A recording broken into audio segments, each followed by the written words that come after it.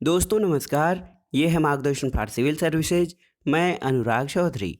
दोस्तों आज की वीडियो में प्रस्तुत है आधुनिक भारत के इतिहास से संबंधित महत्वपूर्ण प्रश्नों का भाग 11, जिसमें हम भारतीय इतिहास से संबंधित विविध प्रकार के प्रश्नों को पढ़ेंगे। ये वीडियो टीजीटी पीजीटी परीक्षा, government inter college, government degree college, केंद्रीय विद्यालय संगठन, उच्चतर शिक्षा असिस्टेंट प्रोफेसर, नेट जेआरएफ इतिहास के साथ साथ सामान्य अध्ययन के भारतीय इतिहास खंड के लिए बहुत ही उपयोगी तथा महत्वपूर्ण है। तो आइए शुरू करते हैं आज का वीडियो। आधुनिक भारत के इतिहास से संबंधित महत्वपूर्ण प्रश्नों का भाग 11।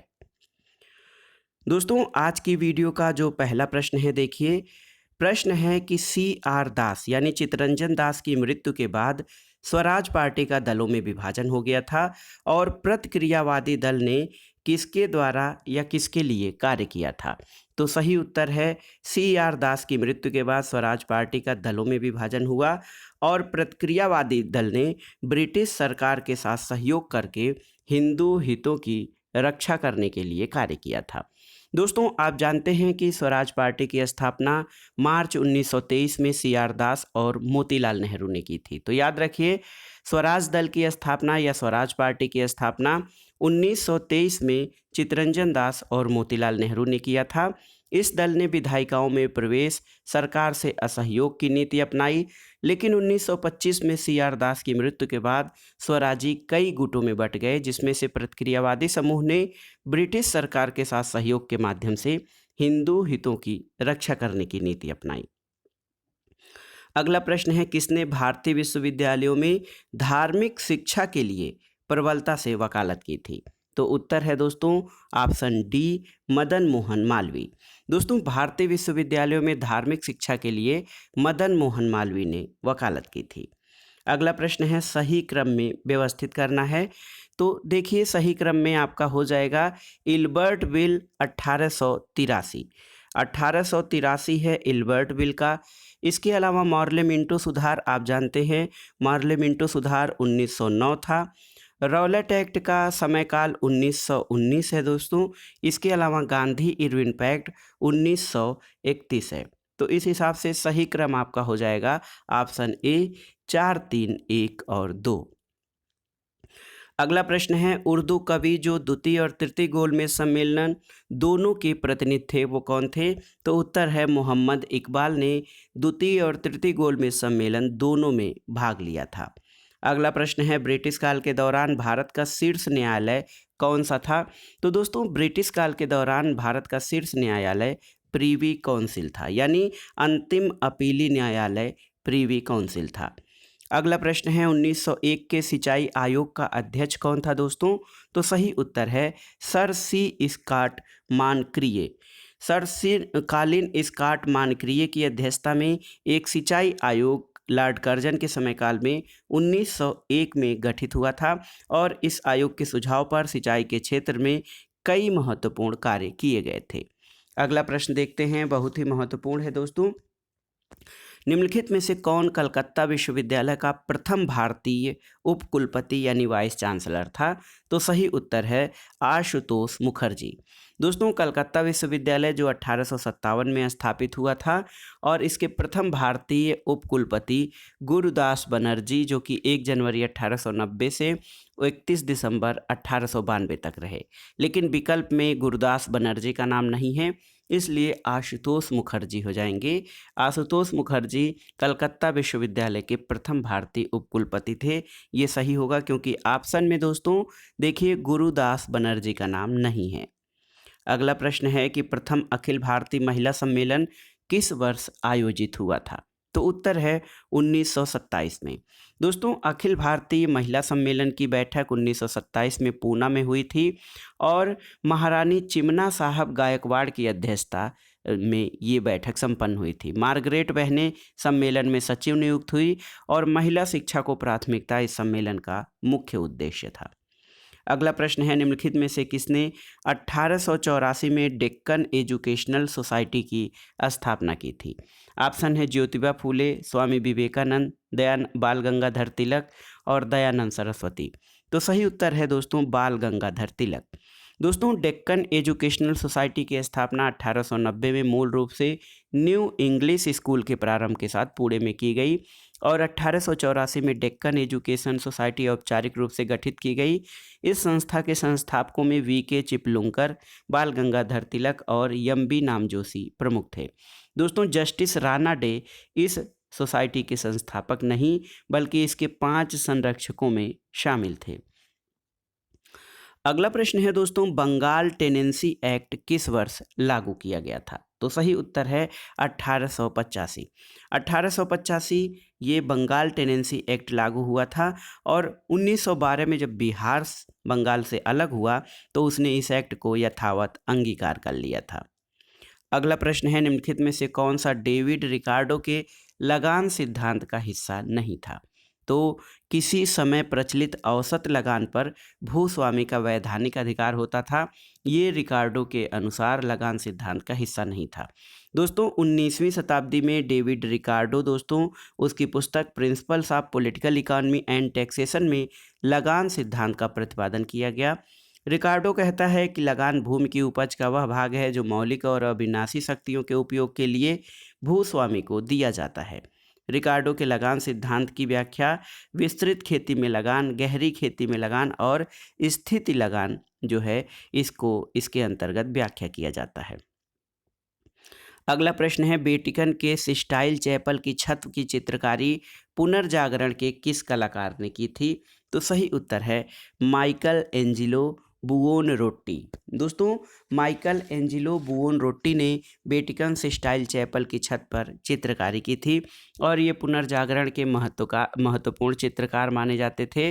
दोस्तों इनकी कलाकृतियों में द पाइटा नामक प्रतिमा और सेंट पीटर गिरजे के गुंबद का डिजाइन शामिल है और ये सारी कलाकृतियाँ रोम में हैं। अगला प्रश्न है कि उरूक शहर में कौन सा लक्षण अनुपस्थित था?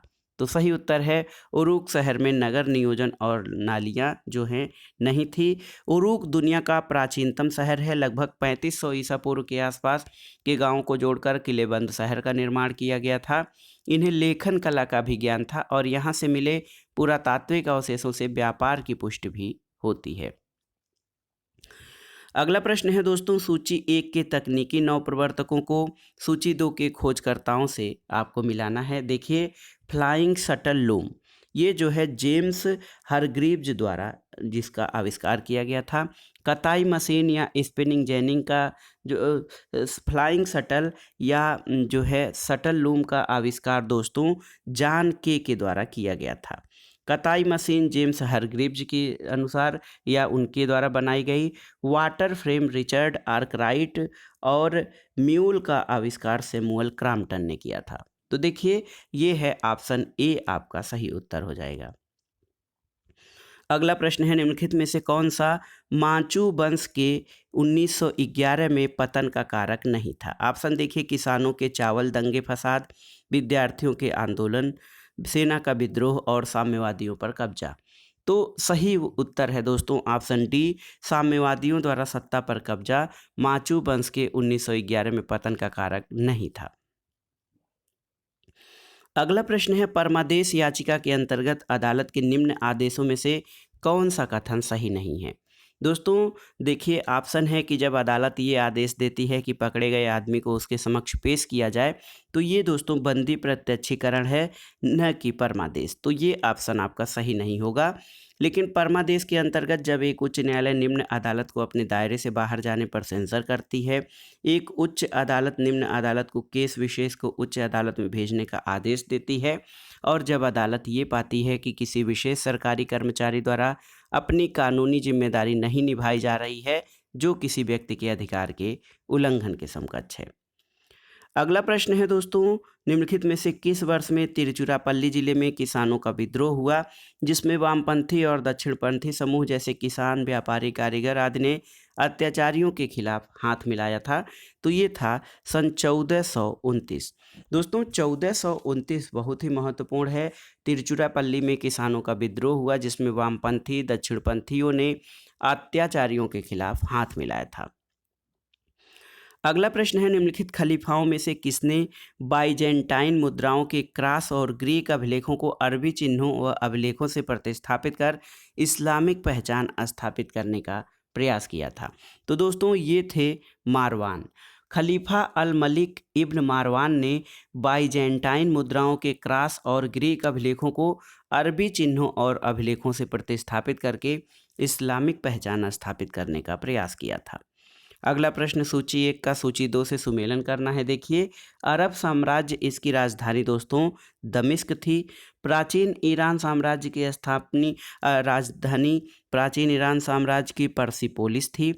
पूर्वी रोमन साम्राज्य कांस्टेंटिनोपल, आप जानते हैं, कस्तुनतुनिया, और पश्चिमी रोमन साम्राज्य की राजधानी रोम थी। तो इस तरह से सही सुमेलन आपका हो जाएगा ऑप्शन ए। अगला प्रश्न है दोस्तों, निम्नलिखित प्रोटेस्टेंट नेताओं ने किसने पवित्र रोम के सम्राट चार्ल्स पंचम द्वारा अवैध घोषित करने पर उसका विरोध किया था? तो सही उत्तर है उलरिक ज्विंगली। दोस्तों, प्रोटेस्टेंट सुधारवादी नेता उलरिक ज्विंगली ने पवित्र रोम के सम्राट चार्ल्स पंचम द्वारा अवैध घोषित करने पर उसका विरोध किया था। दोस्तों देखिए, यहाँ पर है, लूथरवादी अंग्रेज विलियम टिंडेल ने भी व्यर्थ के अंधविश्वासों और झूठे सिद्धांतों का विरोध किया और प्रोटेस्टेंटवाद का समर्थन किया था। उन्होंने 1506 में अंग्रेजी भाषा में बाइबिल का अनुवाद किया। तो याद कर लीजिए, विलियम टिंडेल ने बाइबिल का अंग्रेजी भाषा में अनुवाद किया था। अगला प्रश्न है, डॉक्टर लिविंगस्टन जो अफ्रीका में दवा और पश्चिमी धर्म ले गए थे, उन्होंने किस कारण से सरकार से हस्तक्षेप के लिए आग्रह किया था? तो ये था गुलामों के अपराधों को कम करने के लिए डॉक्टर डेविड लिविंगस्टन ने जो है वे पहले गोरे व्यक्ति थे जिन्होंने महाद्वीप की पश्चिमी सीमा से पूर्वी सीमा तक की यात्रा की और पहली बार विक्टोरिया फॉल को देखा था। अगला प्रश्न है कि सूची 1 के कृषि नवाचारों को सूची 2 के साथ जोड़िए। तो यहाँ पर देखिए दोस्तों, भारत में गुलाबों की खेती करने का सीधा संदर्भ ये कहाँ पे आता है? तो भारत में गुलाबों की खेती का सीधा संदर्भ बर्नी की कृति 1357 में आता है। तो गुलाबों की खेती आ गई। रेशम उत्पादन में बंगाल का उल्लेख या रेशम उत्पादन का बंगाल में उल्लेख, ये माह हुआन 1422 में इसका उल्लेख आता है।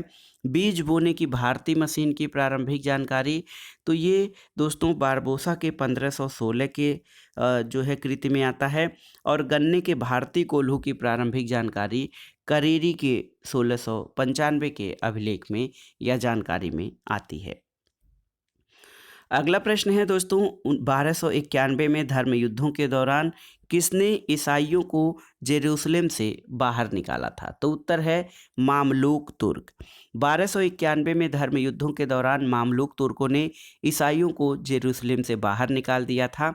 अरबों ने 638 ईस्वी में जेरूसलम को जीत लिया था और पश्चिमी यूरोप के ईसाइयों ने 1095 और 1291 के बीच अपने धर्म की पवित्र भूमि जेरूसलम में स्थित ईसा मसीह की समाधि का गिरजाघर मुसलमानों से छीनने और अपने अधिकार में करने के प्रयास में युद्ध हुआ और उसको धर्म युद्ध का नाम दिया गया था।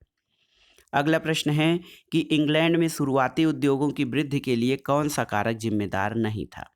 बुनियादी कच्चे माल पर नियंत्रण, कोयला और कपास, अधिक ब्याज दर, कृषि उत्पादन में सुधार और जनसांख्यिकी लाभ। तो सही उत्तर है इंग्लैंड में शुरुआती उद्योगों की वृद्धि के लिए अधिक ब्याज दर जो है जिम्मेदार नहीं था। अगला प्रश्न है, निम्नलिखित में से किस मुगल बादशाह ने ब्रिटिश राजा विलियम चतुर्थ के दरबार में राजा राममोहन राय को अपना दूत बनाकर भेजा था? तो सही उत्तर है अकबर शाह द्वितीय। दोस्तों, मुगल बादशाह अकबर द्वितीय ने राजा राममोहन राय को राजा की उपाधि के साथ अपने दूत के रूप में 1830 में ब्रिटिश सम्राट विलियम चतुर्थ के दरबार में भेजा। राय को इंग्लैंड के सम्राट से मुगल बादशाह अकबर द्वितीय को मिलने वाली पेंशन की मात्रा बढ़ाने पर बातचीत करनी थी और इंग्लैंड के ब्रिस्टल में 27 सितंबर 1833 को राजा राममोहन राय की मृत्यु हो गई थी। वहां उनकी समाधि स्थापित है। अगला प्रश्न है, कार्ल मार्क्स और फ्रेडरिक एंगेल्स के द्वारा द कम्युनिस्ट मैनिफेस्टो का प्रकाशन पहली बार कब किया गया था?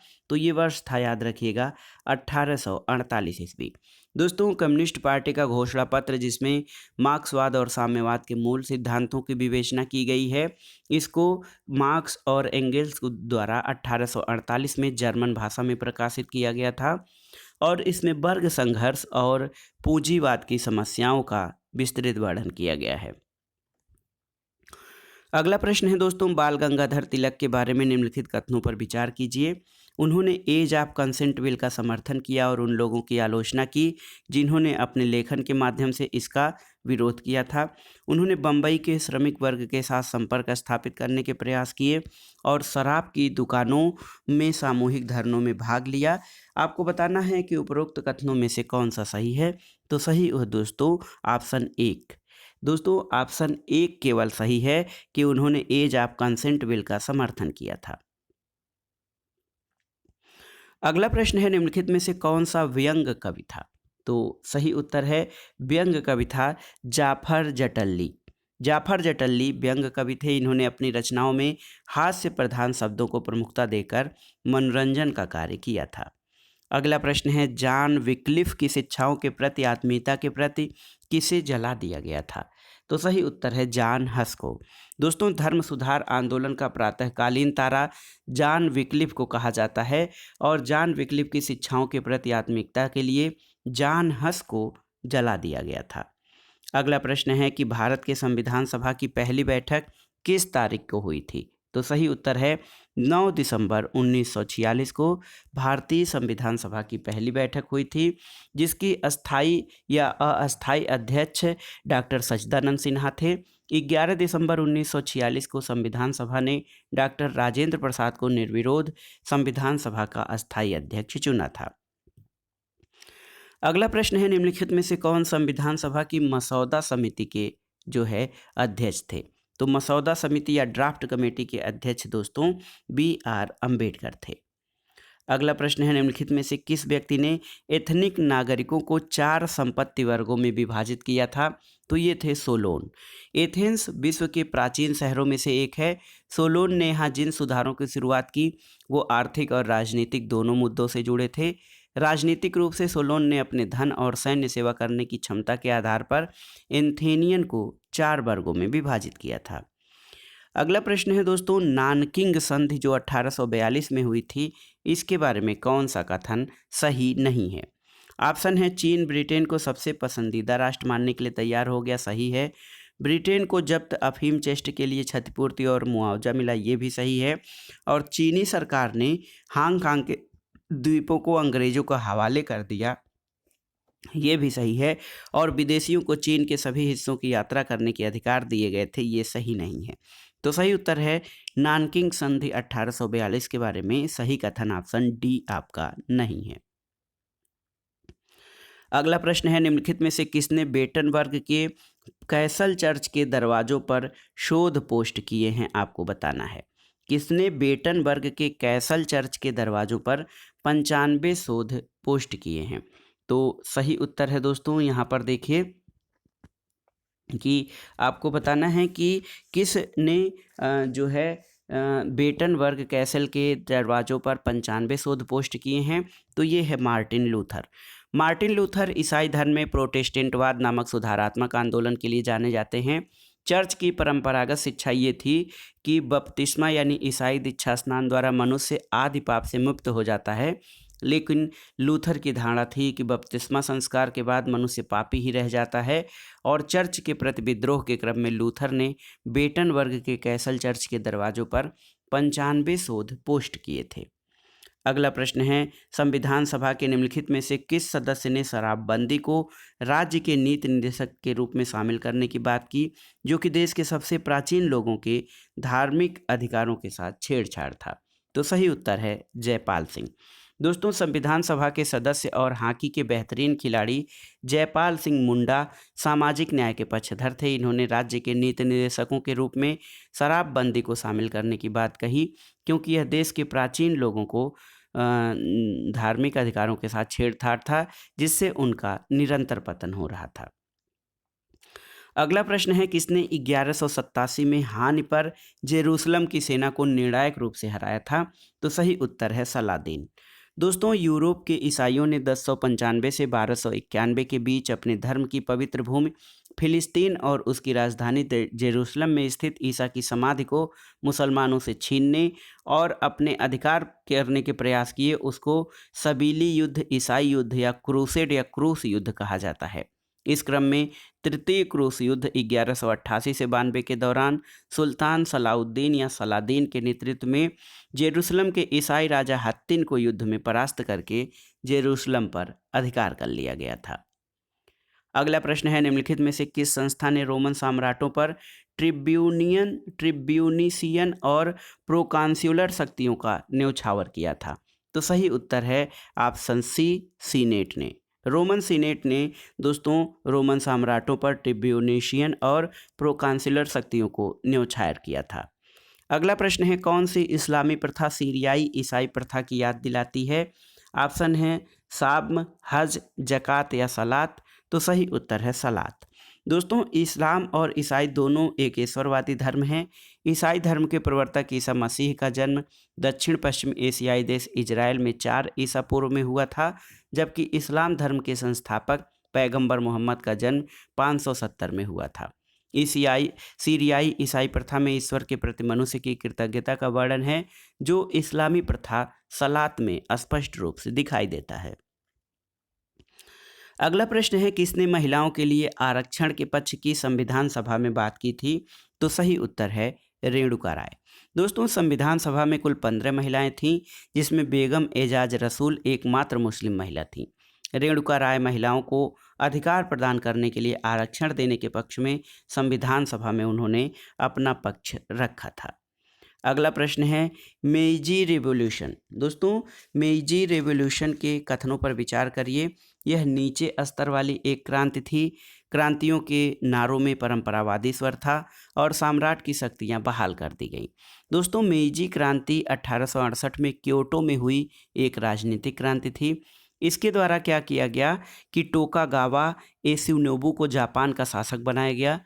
इस क्रांति ने सम्राट की शक्तियां बहाल कर उन्हें उत्तरदायित्व प्रदान किया और इसे आम जन की क्रांति भी कहा जाता है। इस क्रांति के नारों जैसे देश को समृद्ध करें, सेना को मजबूत करें दिए गए, जिसमें एक परंपरावादी स्वर दिखाई देता है। इसलिए ये तीनों ही कथन सही हैं। लेकिन दोस्तों, तीनों ही कथनों से संबंधित कोई ऑप्शन नहीं है, लेकिन आप जान लीजिए कि ये तीनों कथन सही हैं। अगला प्रश्न है, अरब पर किसने कब्जा किया था? इस कब्जे ने धर्म युद्ध का नेतृत्व किया। तो सही उत्तर है जेरूसलम। अरबों ने जेरूसलम पर कब्जा कर लिया था। 638 में इसे ईसाइयों से जीता और यूरोप के ईसाइयों ने 1095 और 1291 के बीच अपने धर्म की पवित्र भूमि जेरूसलम में ईसा मसीह की समाधि का गिरजाघर मुसलमानों से छीनने और अपने अधिकार में करने के प्रयास में जो युद्ध किए, उसको बाद में धर्म युद्ध कहा गया। भारत आने वाले पहले जहाज का क्या नाम था? ऑप्शन है टाइटैनिक, एलिजाबेथ, रेड ड्रैगन या मेफ्लावर। तो सही उत्तर है दोस्तों रेड ड्रैगन। भारत आने वाला पहला अंग्रेजी जहाज रेड ड्रैगन था।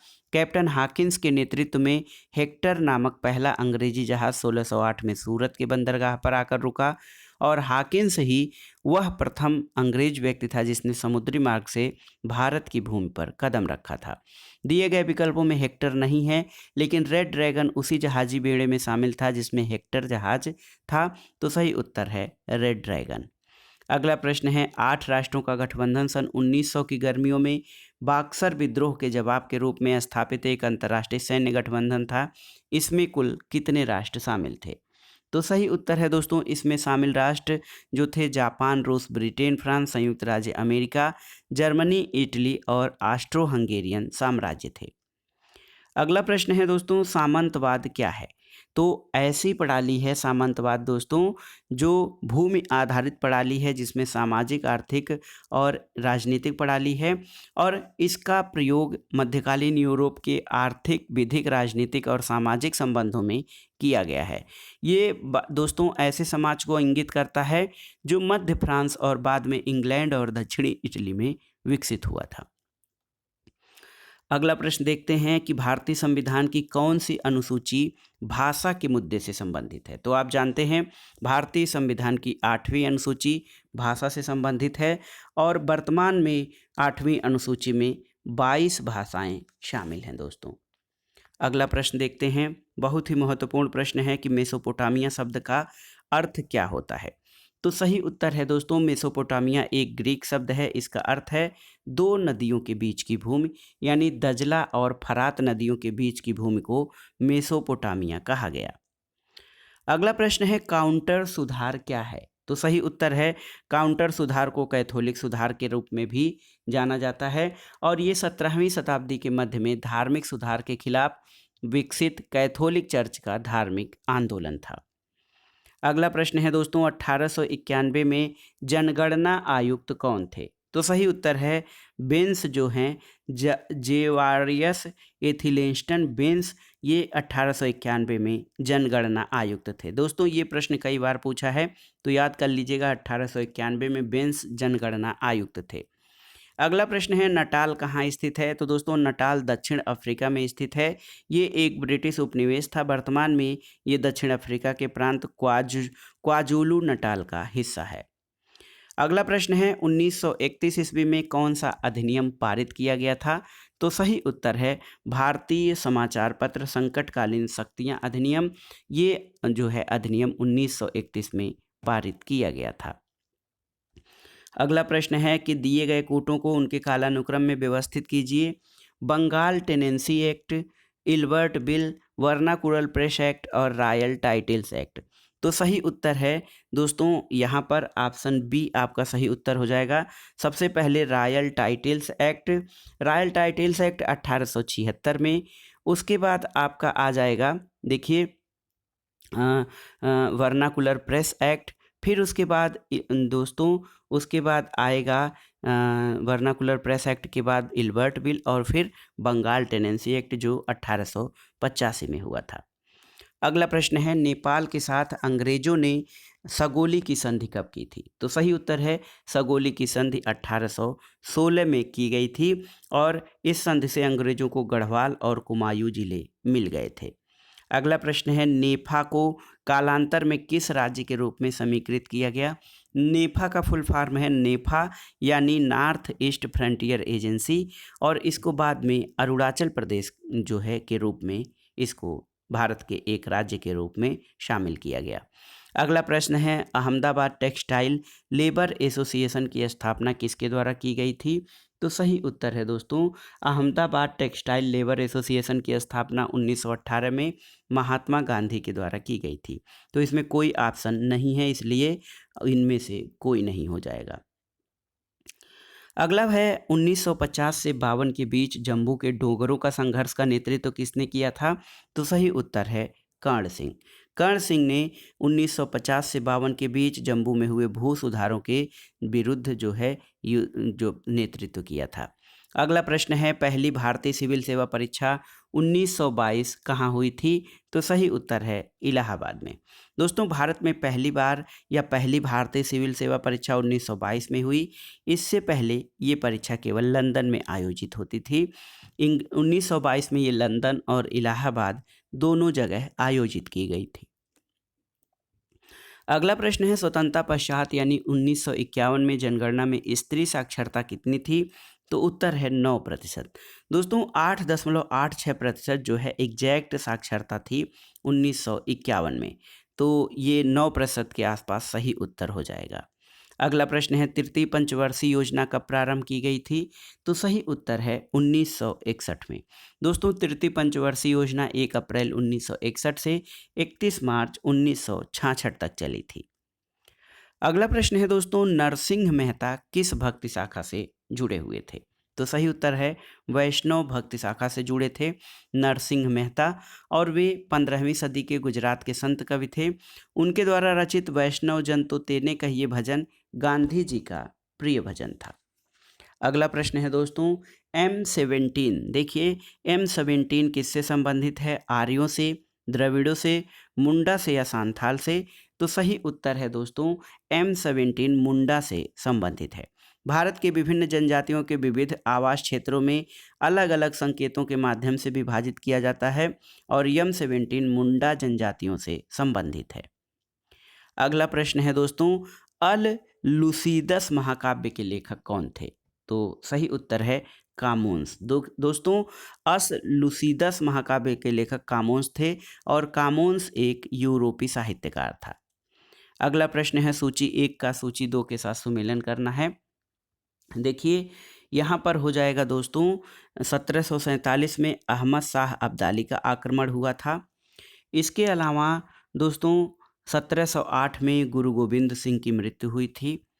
1760 में दोस्तों वांडीवास का युद्ध हुआ और 1761 में पांडिचेरी का पतन हुआ था।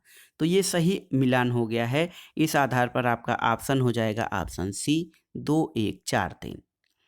अगला प्रश्न है दोस्तों, सही मिलान करना है आपको। देखिए यहाँ पर बीका जी जो है बीकानेर, बीकानेर, होशंग शाह मांडू। इसके अलावा अहमद शाह का संबंध बीदर से है दोस्तों और प्रताप रुद्र का संबंध उड़ीसा से है। तो इस तरह से आपका सही सुमेलन आपका हो जाएगा ऑप्शन सी।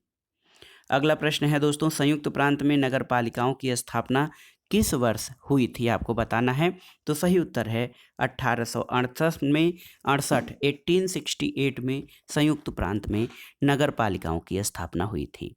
अगला प्रश्न है बांग्लादेश सरकार के निर्माण की घोषणा कब की गई थी। बहुत ही महत्वपूर्ण प्रश्न है दोस्तों। बांग्लादेश का स्वतंत्रता संग्राम 1971 में हुआ और 26 मार्च 1971 को शेख मुजीबुर रहमान ने पाकिस्तान के विरुद्ध स्वतंत्रता संग्राम की घोषणा की।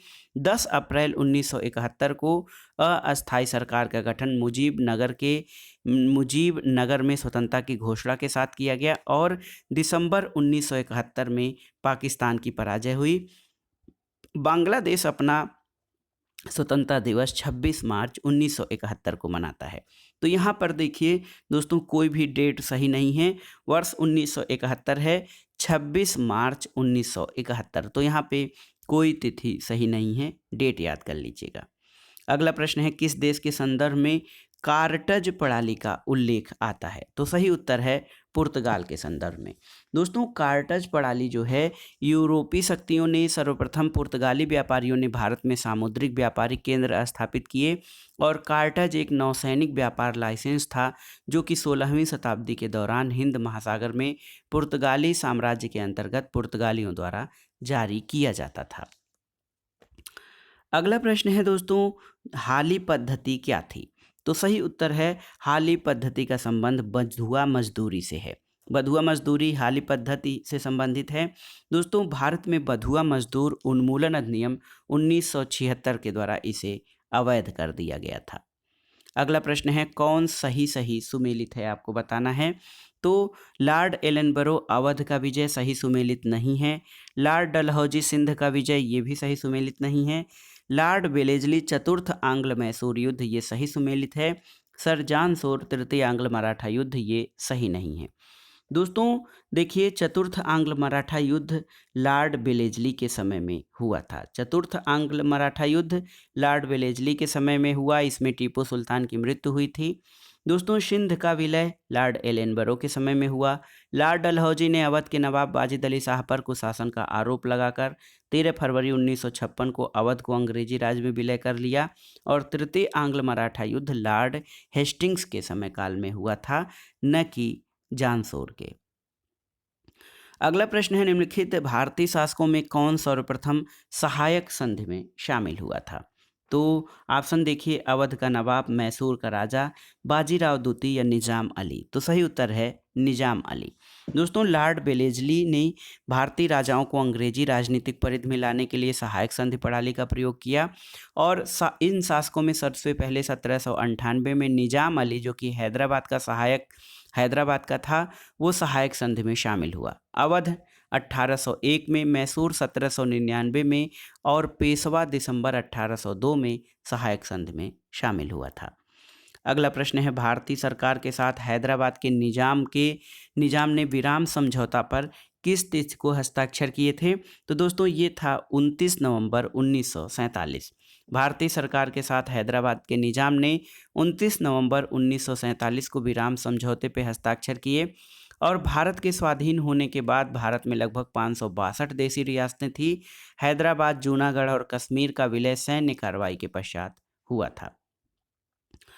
अगला प्रश्न है दोस्तों, जनरल नियाजी ने मुक्ति वाहिनी के समक्ष समर्पण किया था कब? तो सही उत्तर है 16 दिसंबर 1971 को। 16 दिसंबर 1971 को ढाका में एक सैनिक समारोह में पाकिस्तान के जनरल नियाजी ने मुक्ति वाहिनी के समक्ष समर्पण कर दिया था।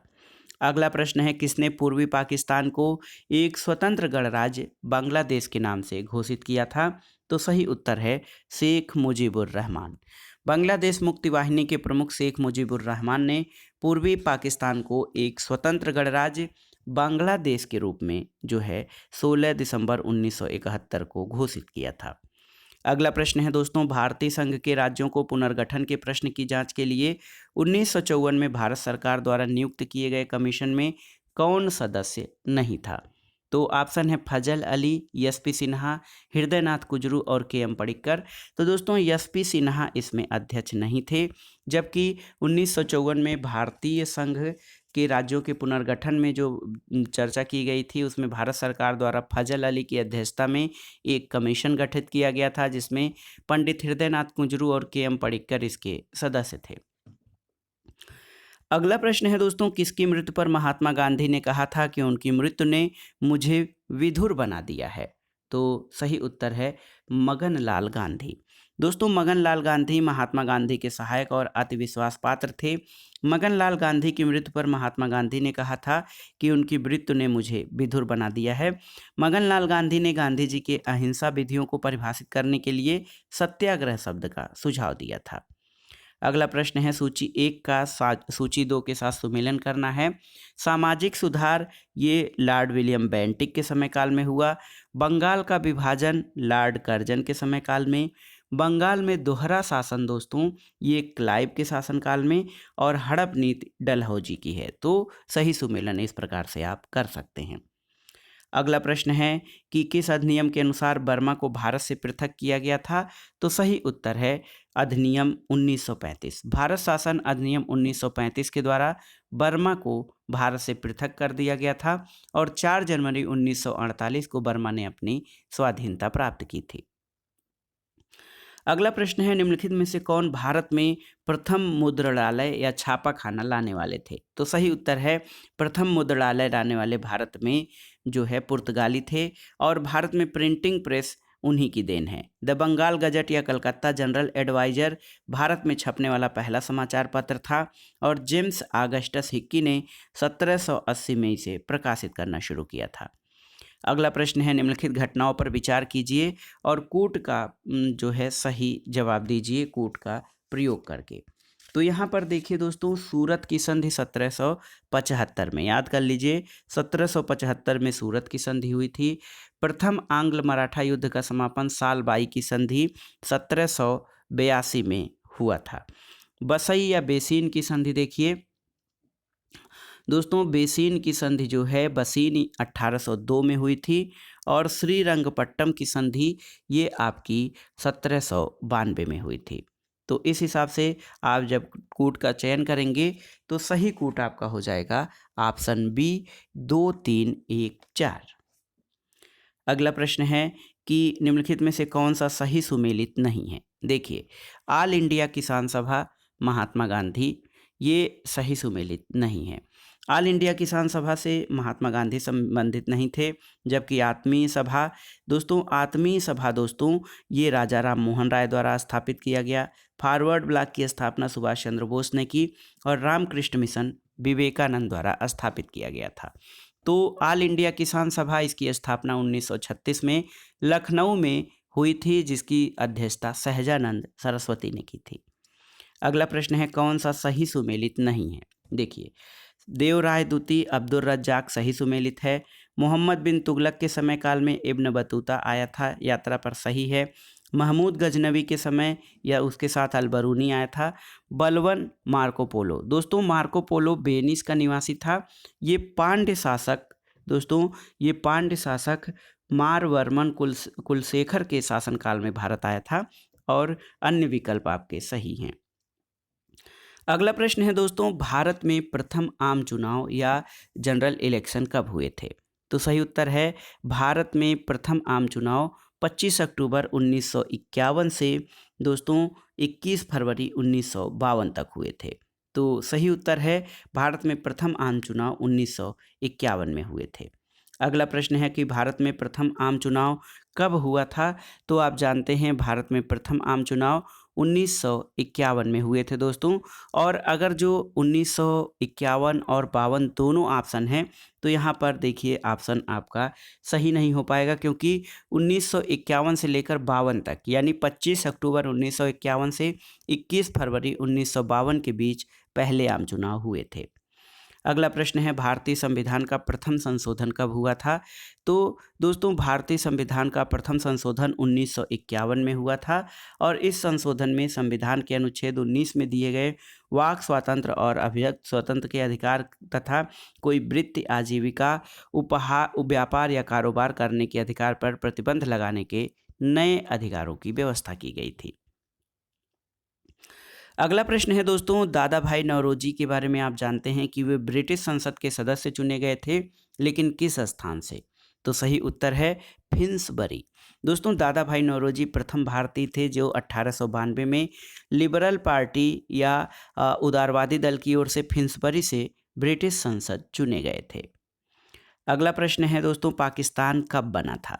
तो सही उत्तर है पाकिस्तान जो है ये 14 अगस्त 1947 को बना था। तो याद रखिए 14 अगस्त 1947 की मध्य रात्रि में भारत का विभाजन हुआ था। भारत और पाकिस्तान दो राष्ट्र बने थे। 14 अगस्त 1947 को पाकिस्तान नए राष्ट्र के रूप में आया, जबकि भारत 15 अगस्त 1947 को भारत नया राष्ट्र बना था।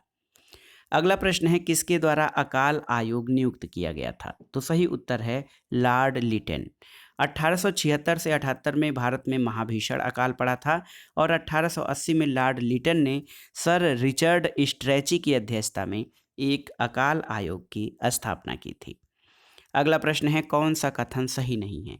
दोस्तों 1905 में बंगाल विभाजन हिंदुओं और मुसलमानों के अलगाव, देखिए 1905 में दोस्तों ये देखिए 1905 में बंगाल विभाजन हिंदुओं और मुसलमानों में अलगाव पैदा करने के उद्देश्य से किया गया था, सही है।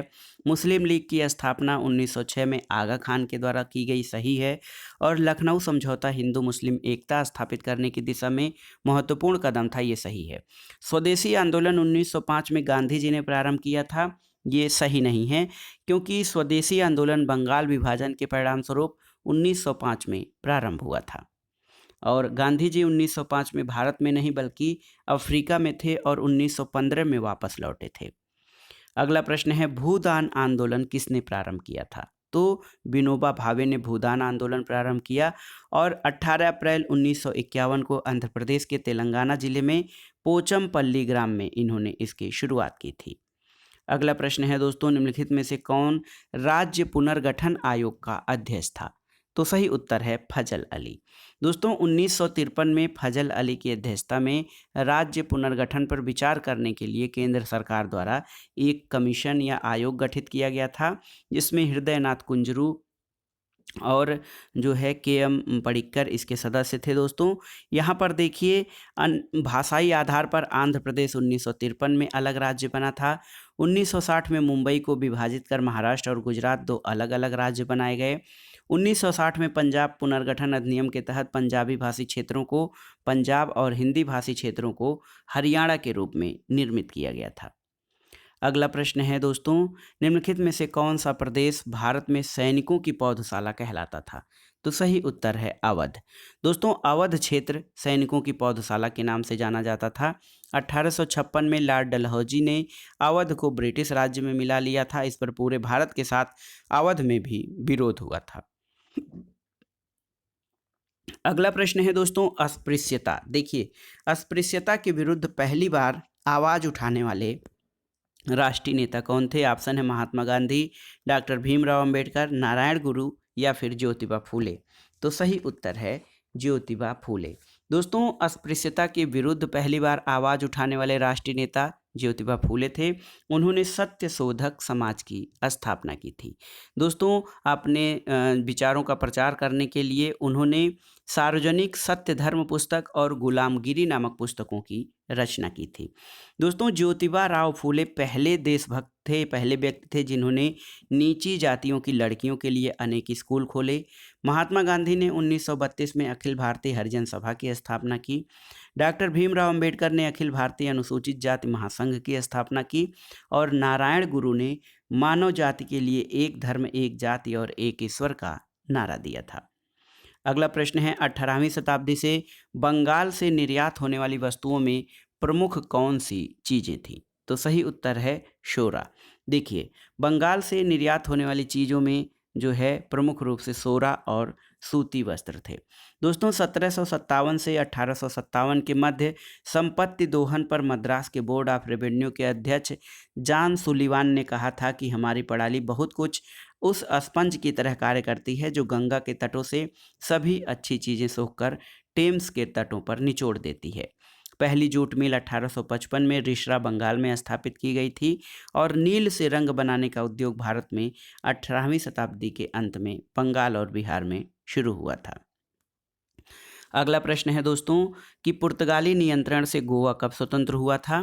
तो 1961 में। अगला प्रश्न है कि भारत सरकार द्वारा राष्ट्रीय जनसंख्या आयोग का गठन कब किया गया था? तो सही उत्तर है वर्ष 2000 में भारत सरकार द्वारा राष्ट्रीय जनसंख्या आयोग का गठन किया गया था। दोस्तों, भारत में राष्ट्रीय मानवाधिकार आयोग 12 अक्टूबर 1993 में गठित किया गया था। राष्ट्रीय श्रम आयोग का गठन 24 सितंबर 1966 को किया गया। अनुसूचित जाति और जनजाति आयोग का संयुक्त रूप से गठन 1978 में किया गया और राष्ट्रीय कृषि आयोग 18 नवंबर 2004 को गठित किया गया था। अगला प्रश्न है, निम्नलिखित में से कौन सा कथन सत्य है? राष्ट्रीय गान बंकिम चंद्र चटर्जी ने लिखा था, ये सही नहीं है। भारतीय झंडे में सबसे ऊपरी पंक्ति हरे रंग की है, ये भी गलत है। वंदे मातरम राष्ट्रीय भारत का राष्ट्रीय गान है, गलत है। और स्वतंत्र भारत का झंडा 22 जुलाई 1947 को अपनाया गया था, ये सही है। दोस्तों, राष्ट्रगान की रचना रविन्द्रनाथ टैगोर ने की है। भारतीय झंडे में सबसे ऊपर केसरिया रंग है और वंदे मातरम भारत का राष्ट्रीय गीत है। लेकिन सही है कि स्वतंत्र भारत का झंडा 22 जुलाई 1947 को अपनाया गया था। अगला प्रश्न है दोस्तों, राष्ट्रीय शैक्षिक अनुसंधान और प्रशिक्षण परिषद यानी NCERT की स्थापना कब की गई थी? तो सही उत्तर है 1961 में। दोस्तों, NCERT की स्थापना 1961 में की गई थी और यह एक स्वायत्त संस्था के रूप में कार्य करता है। दोस्तों, NCERT के 5 क्षेत्रीय संस्थान हैं, अजमेर, भोपाल, मैसूर, भुवनेश्वर और शिलांग। विश्वविद्यालय अनुदान आयोग की स्थापना 1956 में एक अधिनियम के तहत की गई थी और राष्ट्रीय साक्षरता मिशन 1988 में शुरू किया गया था। अगला प्रश्न है, पंचायती राज कानून समूचे देश में कब लागू किया गया था? आपको बताना है। तो सही उत्तर है दोस्तों, पंचायती राज संबंधी जो 73वां संविधान संशोधन है, ये 22 दिसंबर 1992 को लोकसभा में, 23 दिसंबर 1992 को राज्यसभा में और दोस्तों विधानसभाओं के द्वारा अनुमोदित किए जाने पर इसे राष्ट्रपति की सम्मति के लिए पेश किया गया और 24 अप्रैल 1993, देखिए 24 अप्रैल 1993 से ये प्रवर्तित है यानी प्रभावी है। तो सही उत्तर आपका हो जाएगा 24 अप्रैल 1993। तो इसमें कोई तिथि नहीं है, याद रख लीजिएगा। पंचायती राज दिवस भी 24 अप्रैल को मनाया जाता है। दोस्तों, 73वें संविधान संशोधनों द्वारा पंचायतों का स्वरूप त्रिस्तरीय रखने का पर विचार किया गया। इसमें ग्राम स्तर पर ग्राम पंचायत, ब्लॉक स्तर पर पंचायत समिति, उत्तर प्रदेश में इसको क्षेत्र पंचायत कहते हैं और जिला स्तर पर जिला पंचायत होगा और महिलाओं के लिए 1/3 सीटें प्रत्येक स्तर पर आरक्षित की गई थी। अगला प्रश्न है, राजगोपालाचारी योजना के बारे में सही कथन क्या है? तो सही उत्तर है दोस्तों, अनेक कांग्रेस जनों ने इनका विरोध किया था इस योजना का। और दोस्तों, मद्रास प्रांत के प्रभावशाली कांग्रेसी नेता राजगोपालाचारी ने गांधी जी की स्वीकृति से 10 जुलाई 1944 को कांग्रेस और मुस्लिम लीग के समझौते के लिए एक योजना प्रस्तुत की जिसे CR फार्मूला कहा जाता है। दोस्तों, इस योजना को कई कांग्रेसी नेताओं ने विरोध किया था, जिन्ना ने भी इस योजना को अस्वीकार कर दिया था। अगला प्रश्न है दोस्तों, संविधान शिल्पी डॉक्टर भीमराव अंबेडकर को भारत रत्न से कब सम्मानित किया गया? तो सही उत्तर है दोस्तों 1990 में। 1990 में बाबा साहब डॉक्टर भीमराव अंबेडकर को भारत रत्न दिया गया। बाबा साहब अंबेडकर स्वतंत्र भारत के प्रथम विधि मंत्री या कानून मंत्री थे। 1956 में उन्होंने बौद्ध धर्म ग्रहण कर लिया था और 14 अप्रैल 1891 में मध्य प्रदेश यानी तत्कालीन मध्य प्रदेश के महू के महार जाति में इनका जन्म हुआ था। अंबेडकर की मृत्यु 65 वर्ष की आयु में 6 दिसंबर 1956 को हुई थी और 1936 में डॉक्टर अंबेडकर ने स्वतंत्र श्रम दल या इंडिपेंडेंट लेबर पार्टी का गठन किया था। अगला प्रश्न है क्रांतिकारी बीबी फड़के। वासुदेव बलवंत फड़के जो है किस राज्य से संबंधित थे? तो सही उत्तर है दोस्तों महाराष्ट्र। दोस्तों महाराष्ट्र से संबंधित थे वासुदेव बलवंत फड़के। अगला प्रश्न है भारतीय साम्यवादी दल की स्थापना कब हुई थी? आपको बताना है। तो सही उत्तर है दोस्तों भारतीय साम्यवादी दल की स्थापना 1 सितंबर 1924 को हुई थी। ऑप्शन सी आपका सही है। अगला प्रश्न है रेलवे बोर्ड का गठन कब किया गया था? तो सही उत्तर है 1905 में। दोस्तों 1901 में सर थॉमस रॉबर्टसन कमेटी ने रेलवे के कार्य और प्रशासन में सुधार के लिए ये कमेटी गठित की गई थी और इसके आधार पर लॉर्ड कर्जन के शासनकाल में 1905 में रेलवे बोर्ड गठित किया गया था।